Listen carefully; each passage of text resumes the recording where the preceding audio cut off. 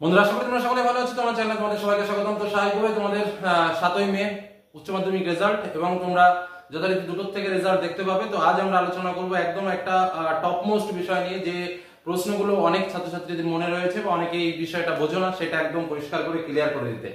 সেটার ভেতরে অনেক কিছুই রয়েছে, যেমন আমরা রেডি করে নিয়েছি যে ন্যূনতম কত মার্ক পেতেই হবে, পাস মার্ক কত রয়েছে, কোনটাতে কোন ডিভিশন রয়েছে এবং গ্রেডেশন সিস্টেমে কি কি মার্কস দেওয়া হয়। তো অনেকেরই এই বিষয়গুলো জানা নেই। এবং আরেকটা বিষয় যে একটা সাবজেক্টে ফেল করলে পাস হবে কিনা, তবে সব ক্ষেত্রে পাস হবে, আবার কোন কোন ক্ষেত্রে হবে, কোন কোন ক্ষেত্রে হবে না। তো কোন কোন ক্ষেত্রগুলোতে পাস করা সম্ভব বা কোন কোন ক্ষেত্রগুলোতে পাস করা সম্ভব না, ডিটেইলস আলোচনা আজ আমি তোমাদের সামনে পরিষ্কার করে তুলে ধরবো। তার আগে বলবো, যারা এখনো চ্যানেলটিকে সাবস্ক্রাইব করে না অবশ্যই সাবস্ক্রাইব করে নাও। তো চলো আলোচনা শুরু করি। প্রথমেই বলে রাখি, যাদের 7 তারিখে রেজাল্ট আছে তাদের জন্য কংগ্রাচুলেশন। রেজাল্ট দেখার জন্য অবশ্যই ফার্স্ট রেজাল্ট বলে যে অ্যাপটা রয়েছে সেই অ্যাপটা ডাউনলোড করে নেবে। একদম রেজাল্ট বেরোনোর সঙ্গে সঙ্গে তোমরা সেই রেজাল্ট দেখতে পাবে। এই ভিডিও ডেসক্রিপশন বক্সে লিংক দেওয়া থাকবে এবং এই ভিডিওর শেষে কিভাবে অ্যাপটা ইনস্টল করবে তার সম্পূর্ণ ডেমো ভিডিও দেওয়া থাকবে। তো চলো পরের আলোচনা। প্রথম কথা হচ্ছে, দেখো বাংলা ইংরেজি অনেক অনেক রকম কথা বলে, পরিষ্কার কথা শুনে রাখো। বাংলা ইংরেজি পাস করা বাধ্যতামূলক। পরিষ্কার কথা শুনে রাখো, বাংলা এবং ইংরেজি পাস করতেই হবে। কেউ যদি বলে থাকে স্যার আমি ইংরেজিতে ফেল করেছি, আমি সেই সাবজেক্টটা আমার অ্যাডিশনাল সাবজেক্ট হয়ে যাবে, আমার 6টা সাবজেক্ট রয়েছে, হবে না। বাংলা ইংরেজি পাস করতেই হবে, বাংলা ইংরেজি পাস করা বাধ্যতামূলক। এবং আমাদের কাছে যা খবর রয়েছে, এবার উচ্চ মাধ্যমিকে ইংরেজিতে সবথেকে ফেলের পরিমাণ বেশি। এবার কথা হচ্ছে বাংলাতে এবং ইংরেজিতে ন্যূনতম কত পেতে হবে। দেখো পরিষ্কার কথা হচ্ছে, বাংলা এবং ইংরেজি উভয়ে 80-র মধ্যে 24 করে পেতে হবে, আমি নোট করে দিয়েছি। এবার যেহেতু গ্রেস মার্কের একটা ব্যাপার রয়েছে এবং স্পেশাল একটা ডিসকাউন্ট তোমাদের জন্য চলছে, যেটা আমরা সূত্র মারফত খবর পেয়েছি, কারণ এবার তোমরা লাস্ট ব্যাচ। তো সেই জায়গায় দাঁড়িয়ে মোটামুটি কেউ যদি বাংলাতে 18 পায় এবং ইংরেজিতে কেউ 18 পায়, তাহলে এক্সট্রা 6 মার্ক পর্যন্ত গ্রেস দিতে পারে এবং সেখানে কিন্তু স্বাভাবিকভাবে 18 + 6 করে মোট 24 করে কিন্তু তোমাকে পাস করিয়ে দেওয়ার সম্ভাবনা থাকছে। অর্থাৎ ন্যূনতম 18 মার্ক যদি তোমরা পাও তাহলে টেনশন করার দরকার নেই, আশা করি তোমরা পাস আউট হয়ে যাবে বাংলা এবং ইংরেজির জন্য স্পেশালি বলে দিলাম। এবার কথা হচ্ছে প্রজেক্টে মার্ক হচ্ছে 20। এবার 20-র মধ্যে তোমাকে স্কুল কত দিয়েছে সেটা তো একমাত্র স্কুলই জানে আর তুমিই জানবে, তাই ছাড়া আর কেউ জানবে না। এবার এখানে যা নম্বর হবে তার সঙ্গে প্রজেক্টের মার্ক যোগ করে কিন্তু তোমার টোটাল মার্কসটা তৈরি হবে। তাহলে লিখিতর ক্ষেত্রে বাংলা এবং ইংরেজিতে তোমাকে কত পেতে হচ্ছে, 24 পেলে পাস। তবে কেউ যদি 18 পায়, এবছর এক্সট্রা গ্রেস মার্ক 6 মার্ক পর্যন্ত দিতে পারে, 4 থেকে 6 এর মধ্যে গ্রেস মার্ক দেবে। সেক্ষেত্রে যদি 6 মার্ক গ্রেস মার্ক দেয় তাহলে তুমি পাস আউট হয়ে যাবে। তবে 4 মার্ক গ্রেস মার্ক একদম নিশ্চিন্ত থাকতে পারো যে 20 পেলে গ্যারান্টি সহকারে পাস, আর 18 পেলে যদিও রিস্ক থাকে, সেটা মানে আমরা যত তথ্য পেয়েছি যে 18 পেলে পাস আউট করে দেওয়ার সম্ভাবনা আছে। তো এই জায়গা দাঁড়িয়ে আমরা বললাম যে 6 মার্ক মতো গ্রেস দিতে পারে। ওকে, তবে স্বাভাবিকভাবে যেটা পাস মার্ক সেটা কিন্তু হচ্ছে 24। কেউ যদি শান্তিপূর্ণভাবে 24 পায় তাহলে তার আর কোনো দিকে তাকানোর দরকার নেই, সে রিল্যাক্সে পাস আউট হয়ে যাবে। ওকে, আশা করি এই প্রথম সেক্টর যেটা ল্যাঙ্গুয়েজ গ্রুপ সেটা আমরা বোঝাতে পারলাম। এবার আসবো তারপরে বিষয়, ব্যাপারটা হচ্ছে সাবজেক্ট কটা। আমাদের মোট সাবজেক্ট কিন্তু 5টা, কি বললাম। এবার অনেকে বাংলা ইংলিশ তো কম্পালসারি গেল, তার সঙ্গে কেউ বা 3টে সাবজেক্টও নিতে পারে, আবার কেউ কেউ 4টে সাবজেক্টও নিতে পারে। কেউ কেউ যদি 3টে সাবজেক্ট নেয় তাহলে তাকে 3টে সাবজেক্টেই পাস করতে হবে। কথাটা খুব ভালো করে মন দিয়ে বুঝে নাও।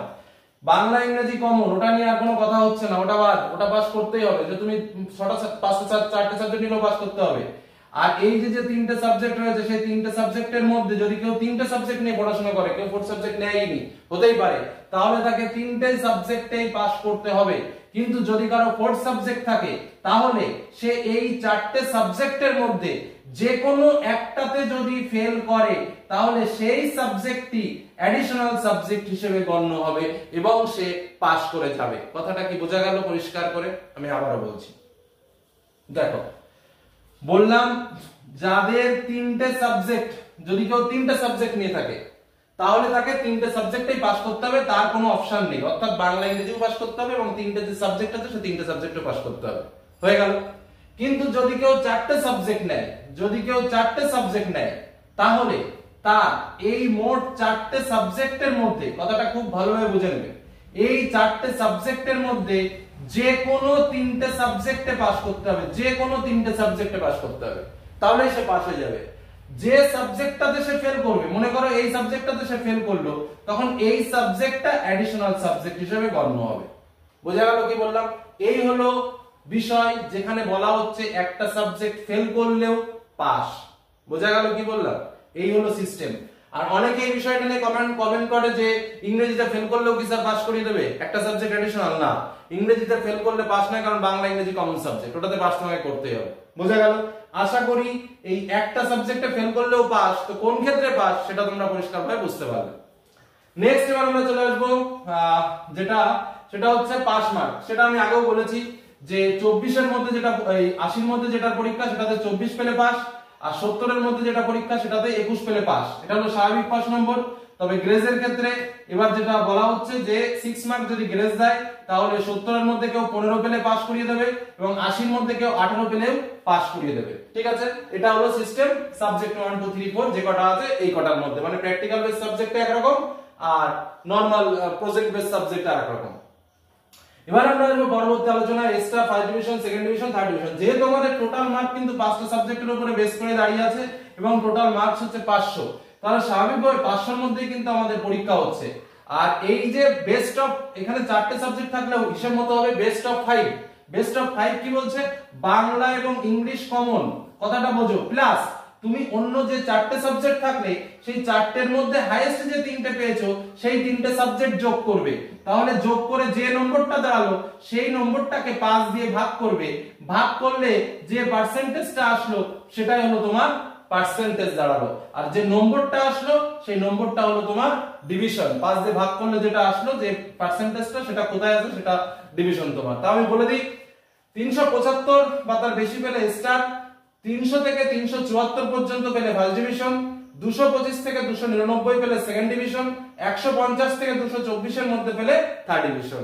মানে লোয়েস্ট মার্ক হতে পারে 150, সবথেকে লোয়েস্ট মার্ক। কিন্তু লোয়েস্ট মার্ক 100 মতো হয় না, অনেক বেশি হয়। তার কারণ হচ্ছে এই প্রজেক্টের মার্কটা অনেকটা বেশি থাকে। আবার এই মার্কটা নয় আমি বুঝলাম যে 24 24 24 24 করে হলো, 24 24 করে হলো, কিন্তু প্রজেক্টের মার্ক ওখানে অনেকটা বেশি থাকে, 15 16 এরকম থাকে, সেখানে নম্বরটা বেড়ে যায়। বুঝা গেল কি বললাম? এবার তাহলে কি বললাম, একটি বিষয়ে ফেল হলেও পাস যদি অপশনাল সাবজেক্ট 4টি হয় এবং সে 4টির মধ্যে যে কোনো 3টি পাস করে। আচ্ছা, এবার হচ্ছে গ্রেডেশন নিয়ে আলোচনা করি। গ্রেডেশন জিনিসটা কি? 90 থেকে 100 এর মধ্যে পেলে আউটস্ট্যান্ডিং, 80 থেকে 89 পেলে এ প্লাস, 70 থেকে 79 এর মধ্যে পেলে এ, 60 থেকে 69 এর মধ্যে পেলে বি প্লাস, 50 থেকে 59 এর মধ্যে পেলে বি, 40 থেকে 49 এর মধ্যে পেলে সি, 30 থেকে 39 এর মধ্যে পেলে পি, পাস। এই হলো আমাদের গ্রেডেশন সিস্টেম, এই হলো আমাদের গ্রেজ মার্ক, এই হলো আমাদের পাস মার্ক, এই হলো আমাদের ডিভিশন। বাংলা ইংরেজি পাস করা বাধ্যতামূলক এবং কি কি সিস্টেম রয়েছে সমস্ত যাবতীয় তথ্য তোমাদের সামনে পরিষ্কার করে তুলে ধরলাম। আশা করি এর বাইরে আর কোনো প্রশ্ন থাকার কথা নয়, কি তাই তো? তো চলো আজকের মতো এখানে শেষ করলাম। দেখে নাও কিভাবে তোমরা সেই অ্যাপসটিকে ডাউনলোড করে রেখে দেবে রেজাল্ট দেখার জন্য। বন্ধুরা, স্বাভাবিকভাবে আমরা প্লে স্টোর যাব। তো প্লে স্টোরে গিয়ে সার্চ অপশানে যেটা রয়েছে সেখানে গিয়ে ক্লিক করবো এবং ওখানে লিখবো West Bengal board result 2025। Just এটুকু কথা আমাকে লিখতে হবে, না লিখলেও হবে, কারণ ডেসক্রিপশন বক্সে দেওয়া থাকবে লিঙ্ক, সরাসরি সেই লিঙ্ক থেকেও তোমরা ডাউনলোড করে নিতে পারো। তো স্বাভাবিকভাবে ওয়েস্ট বেঙ্গল বোর্ড রেজাল্ট 2025 লিখলাম, লিখে আমি সার্চ অপশানে ক্লিক করলেই এই যে লোগোটা তোমরা দেখতে পাচ্ছ WB, এই যে লোগোটা, এটাকে তোমাদের ইনস্টল করতে হবে। তো স্বাভাবিকভাবে ইনস্টল করে তোমরা ওপেন করবে। তো ওপেন করলেই একদম পরিষ্কার প্রথমেই দেখতে পাবে 10th রেজাল্ট 2025 আর 12th রেজাল্ট 2025। তো 12th রেজাল্টের উপরে গিয়ে তোমরা ক্লিক করলেই দেখতে পাবে এখানে লেখা রয়েছে চেক রেজাল্ট নাও, অর্থাৎ এই চেক রেজাল্ট নাও অপশানে ক্লিক করলেই কিন্তু তোমরা তোমাদের প্রত্যেক সাবজেক্টে কত পেয়েছো, কোনটার কি গ্রেড রয়েছে, সমস্ত কিছু তথ্য তোমরা পেয়ে যাবে। এবং তোমাদের বলে রাখি যে এখনই তোমরা ইনস্টল করে রাখতে পারো। ঠিক পরীক্ষা আমাদের যেদিন আমাদের রেজাল্ট বেরোবে ঠিক সেই দিনই কিন্তু আমরা সেই মুহূর্ত থেকেই কিন্তু আমরা রেজাল্ট দেখতে পাবো। 12টা 30 মিনিটে এই সাইটটি একমাত্র ওপেন হবে, আর বাদবাকি সাইট কিন্তু আরও লেটে, অর্থাৎ 2টোর সময় ওপেন হবে। তো এই হলো আমাদের সম্পূর্ণ